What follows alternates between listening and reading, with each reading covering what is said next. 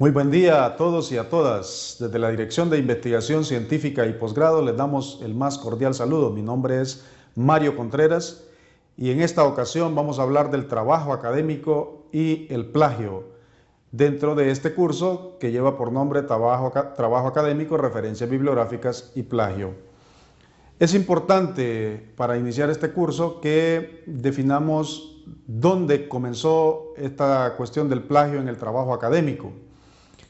Resulta que el plagio siempre ha existido. En sus inicios, en la antigua Grecia, los filósofos cometían plagio, solamente que era un plagio de forma verbal. Cuando algún filósofo expresaba alguna idea referente a un tema de la realidad y otro filósofo repetía lo mismo, entonces en ese momento estaba cometiendo plagio, estaba robando las ideas de otro filósofo. Sin embargo, eso no quedaba escrito, entonces no podía saberse si realmente existía o no existía plagio. Es entonces hasta que aparece la escritura, con el aparecimiento del papiro en el antiguo Egipto, que es cuando se comienzan realmente a determinar quiénes son los autores de ciertas ideas o de ciertos documentos, y se comienza entonces a proteger de cierta manera la autoría de las publicaciones. Luego, en los monasterios, los monjes comienzan a desarrollar lo que son las bibliotecas, en donde el acto de proteger la escritura y de proteger las ideas de diferentes autores comienza a tener auge. Posteriormente aparecen las universidades, y en las universidades también las bibliotecas mucho más organizadas y mucho mejor establecidas, y se comienza a dar todavía un poco más de relevancia a la autoría de las obras escritas. Es cuando aparece entonces la imprenta, cuando el hecho de proteger las obras de los autores toma aún mucha más relevancia, porque con la imprenta se comienzan a producir gran cantidad de textos en serie. De un texto se comienzan a producir muchos, y se comienza junto con el texto a decirse quién es el autor de determinada obra y de determinado pensamiento y de determinadas ideas. Entonces se ve la necesidad de proteger las obras y de proteger a los autores. Pero también, con la aparición de la escritura y con la aparición de los textos y la reproducción, comienza a darse también mucho el plagio, es decir, la copia de los documentos o la copia de ciertas porciones de texto para hacerlas propias, cuando realmente fue otra persona quien las produjo.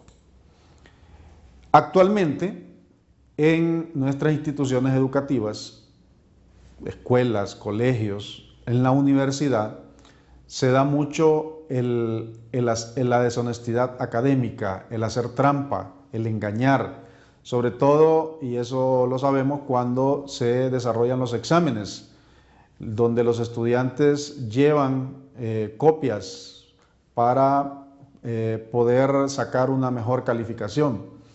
También es parte de la deshonestidad académica el alterar un trabajo ya corregido por el profesor. El profesor lo corrige y el estudiante va y lo mejora para que el profesor le cambie la nota que le había dado. También el permitir que alguien utilice sus trabajos y que los presente como propios es parte de la deshonestidad académica. El falsificar o inventar datos o cualquier otra información también es parte de la deshonestidad académica que vemos muchas veces. Algunos profesores toman algunas medidas para tratar de evitar que los estudiantes cometan esta deshonestidad académica, como es el caso de este profesor, que lo pueden ver ahí, ¿verdad?, subido en la puerta del aula, con la intención de poder visualizar mejor quiénes son los estudiantes que están cometiendo fraude o deshonestidad académica. Aquellos estudiantes que obtienen anticipadamente un examen antes que el profesor lo administre, muchas veces es robado, ¿verdad?, o cuando destruyen o desaparecen documentos o libros para que otros no los utilicen, ¿verdad? Para interferir con el trabajo de otro compañero también es parte de la deshonestidad académica. El fomentar o ayudar a encubrir faltas a la ética, que tiene que ver con proveer formas o estimular faltas a la honestidad académica, el prestar los trabajos para que otro los presente con su nombre, o el permitir que se copie en el examen también es parte de la deshonestidad académica. No solamente el que copia, sino el que permite que le copien también entra en deshonestidad académica. Algunas de las estrategias que utilizan los estudiantes para poder copiar, ¿verdad?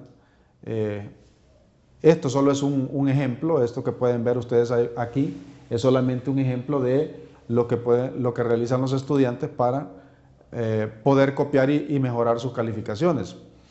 Hay inclusive estudiantes, hackers, que entran a los sistemas de computación, ¿verdad?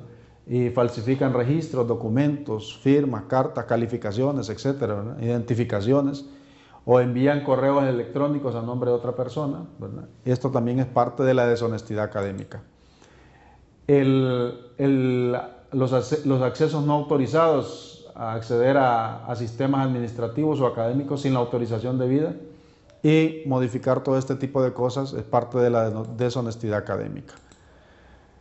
Aquí podemos ver entonces también que entra el plagio como parte de la deshonestidad académica, que es, se lleva a cabo muchas veces dentro del ámbito académico, y en el caso del ámbito académico tiene que ver con el robo de ideas, es decir, presentar algo como propio si yo no lo hice, y cuando pertenece a otra persona, no darle el crédito a esa persona que es el autor original de un trabajo, ¿verdad? Y no se cita, no se hacen las citas respectivas.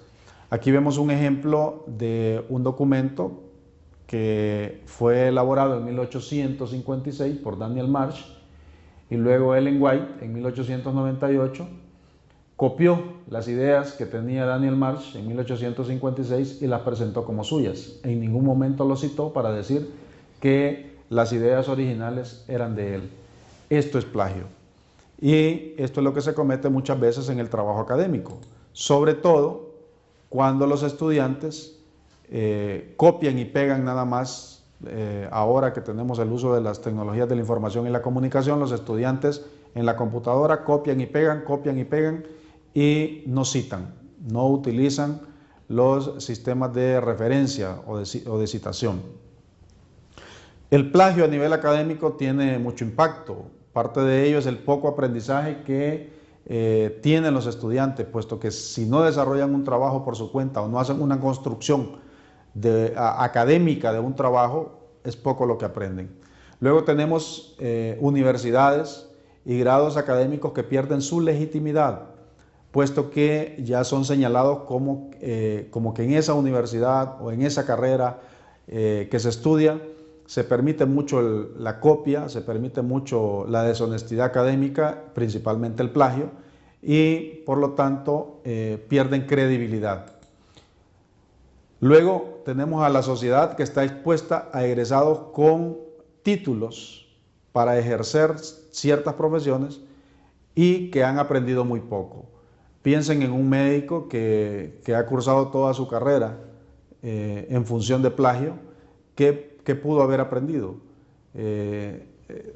Lamentablemente nos vemos expuestos en la sociedad a este tipo de cosas.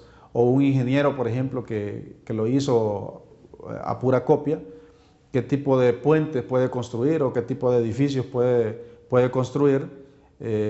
Y luego vemos una cantidad de obras, por ejemplo, que son construidas y al poco tiempo están en mal estado. Entonces ponen en riesgo el bienestar de la población estos profesionales que a través del plagio han logrado obtener sus grados académicos. También se dañan los derechos morales del autor sobre su obra y también los derechos patrimoniales o de explotación.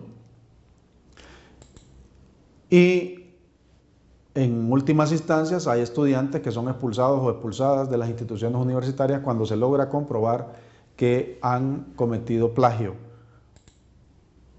También estos estudiantes, si logran graduarse, corren el riesgo de perder el título, esto sobre todo si ya se han graduado. ¿Qué es lo que le ha ocurrido a diferentes personalidades en el mundo, ¿verdad? Como a la ministra de Educación alemana, que perdió su título, ¿verdad? Y se vio obligada a renunciar además como ministra de Educación y Ciencia de Alemania, porque se encontró que en su tesis doctoral había cometido plagio. Un primer ministro rumano de nombre Víctor Ponta también fue acusado de plagiar su tesis doctoral y, como podemos ver, la tesis, que estaba compuesta por 432 páginas, ¿verdad?, que era sobre el funcionamiento de la Corte Penal Internacional, fue plagiado, ¿verdad? Tiene mucho de plagio, es decir, que mucha parte de lo que contiene esta tesis fue copiado y pegado. Y entonces, ¿verdad?, también tenemos un ex ministro de Defensa alemán, ¿verdad?, que también le fue retirado el título de doctor porque se encontró que el 20% de las 470 páginas de su tesis habían sido plagiadas, ¿verdad? Es decir, 95 páginas más o menos eran solo de copia y pega, ¿verdad? Copiar y pegar. Un presidente de Hungría también fue acusado de plagio por su tesis doctoral, ¿verdad? La Universidad de Medicina, ¿verdad?, en Budapest investigó el trabajo y decidió que tenían que retirarle el título porque había cometido plagio en su tesis doctoral. ¿Qué lleva a la gente a cometer plagio? ¿Cuáles son las causas del plagio académico? Según Cerezo, ¿verdad?, el plagio puede ser considerado como el hurto del trabajo intelectual de otra persona en el trabajo académico, y que los estudiantes tienen la percepción de que el plagio es un acto habitual y no sancionable, porque muchas veces se comete y se comete y se comete, y todo el mundo lo sabe, pero nadie hace nada para prevenirlo o para sancionarlo. Soto, en una investigación realizada en el 2012, nos dice que el plagio se comete muchas veces porque el estudiante considera que la asignación que el profesor le ha dejado es una pérdida de tiempo. Luego, que el estudiante no cuenta con suficiente tiempo para realizar el trabajo. Pero si ustedes ven, estas son dos cosas completamente distintas. Una es que el estudiante considera como pérdida de tiempo el trabajo que le ha dejado el profesor porque simplemente el profesor no ha sabido explicar muy bien cuál es el propósito, los objetivos de ese trabajo que el estudiante va a desarrollar. Y otra es cuando el estudiante tiene demasiada carga de trabajo porque lleva un sinnúmero de clases y en todas tiene una cantidad excesiva de trabajo, o simplemente porque el profesor realmente no ha medido la cantidad de trabajo que le deja al estudiante, y eso lleva al estudiante a tener que cometer plagio para poder salir a tiempo con todos sus trabajos. También ocurre que el estudiante no administra adecuadamente su tiempo porque invierte la mayor parte de su tiempo en otras actividades que no son actividades académicas. Luego, el profesor no toma acciones ante los casos de plagio. Entonces, como el profesor no sanciona el plagio, el estudiante dice, bueno, lo puedo seguir cometiendo sin ningún problema. También por la presión del grupo. Los compañeros lo hacen, entonces le dicen, bueno, mira, solo hace esto, hazlo de esta manera, y llevan al estudiante que de repente no acostumbra a cometer plagio a cometerlo también, y se ve envuelto en la deshonestidad académica. También se comete plagio porque no se poseen destrezas de investigación, es decir, no se conocen las diferentes normativas de publicación, las formas de citar, y esto hace que inconscientemente se copie y se pegue, no se cite porque no se sabe cómo hacerlo y se comete un plagio. También no se poseen destrezas para citar, cómo escribir las citas. No se entiende el concepto de plagio y de los derechos de autor. Se ha escuchado, pero no se ha interiorizado, y por lo tanto se desconoce qué es realmente cometer plagio y qué es realmente respetar los derechos de autor. Luego, el estudiante copia y pega porque no confía en sus capacidades, no confía en que pueda hacer bien las cosas, y lo más fácil es copiar lo que otro ya hizo y pegarlo. O por mera vagancia o por buscar alguna emoción al cometer el plagio. Esto es parte de lo que ha encontrado Soto en esta investigación, por qué se comete plagio en la academia. Según Alvis, en una investigación realizada en el 2013, también los profesores cometen plagio. Por ejemplo, muchos profesores descargan libros de texto u otro tipo de material académico desde el internet y se los proporcionan a sus estudiantes como si fuera de su producción. Esto pasa normalmente. El profesor agarra un texto o un documento, le elimina todas las referencias y se lo entrega a los estudiantes como que fuera una producción suya. Muchas veces no como que fuera una producción suya, pero simplemente no dice de dónde obtuvo ese documento que ha entregado a los estudiantes. Allí el profesor está cometiendo plagio. Muchos profesores caen fácilmente en el plagio porque tienen que publicar muchos artículos o trabajos académicos para cumplir con las presiones de la academia, que establece ciertas cuotas o que hace mediciones numéricas de quién hace más investigación o quién hace menos investigación, y muchas veces el profesor tiende a tener que producir muchos artículos científicos, entre comillas, porque en muchos de ellos se comete plagio. Para poder sacar esa cuota de producción, el profesor llega a copiar y pegar. Algunas estrategias que nos dan para prevenir el plagio académico, es que el profesor debe dejar diferentes trabajos cada periodo académico. Algunos profesores acostumbran de ir dejando los mismos trabajos en cada periodo van dejando los mismos trabajos. Entonces, estudiantes que ya cursaron la asignatura, le dan el trabajo a estudiantes que lo están cursando o que están por cursarlo y terminan presentando el mismo trabajo que fue presentado anteriormente. El profesor debe dedicar tiempo para explicar debidamente qué es el plagio y cuáles son sus consecuencias, qué medidas debe adoptar para evitarlo el estudiante. Es decir, que debe ser un tema de discusión dentro del aula de clases, el plagio académico. Luego, Montesinos también, como parte de su investigación, nos dice que se debe precisar el grado de originalidad en cada trabajo que se exige a los estudiantes. Es decir, que el profesor debe establecer las reglas bien claras desde el principio y decir cuáles son los criterios con los que se va a evaluar el trabajo y explicar a los estudiantes cómo deben desarrollarlo para evitar cometer deshonestidad académica y principalmente el plagio. Se debe brindar a los estudiantes la mayor claridad sobre el alcance o extensión de lo que se califica como plagio dentro del documento, dentro del trabajo académico que se va a presentar. Se debe insistir en que no es excusa para dejar de respetar la autoría ajena de las ideas el hecho de que no se puede dar con la fuente de información. El que investiga debe buscar siempre la fuente de donde se obtiene la información, la fuente primaria, para poderla citar e indicar quién es realmente el autor de ciertas ideas. Y es fundamental que cuando el profesor detecte el plagio, se sancione. En el trabajo académico, el plagio debe siempre estar aparejado con una sanción disciplinar, porque si no se sanciona, entonces se piensa que es correcto estarlo haciendo. Los investigadores deben cuidar el plagio académico también. Deben identificar claramente lo que se recoge de otros autores, dar crédito inclusive a las buenas ideas que han recibido verbalmente o que han encontrado en videos o en audios. Deben dominar adecuadamente los sistemas de citación y de elaboración de notas. Deben además estar al día en su disciplina, porque si no están al día en su disciplina, eso hace de que tengan que copiar y pegar de otros documentos nada más, porque no están claros de qué es lo que están haciendo. También nos dice Montesinos que hay que conocer las leyes sobre propiedad intelectual que existen en el país.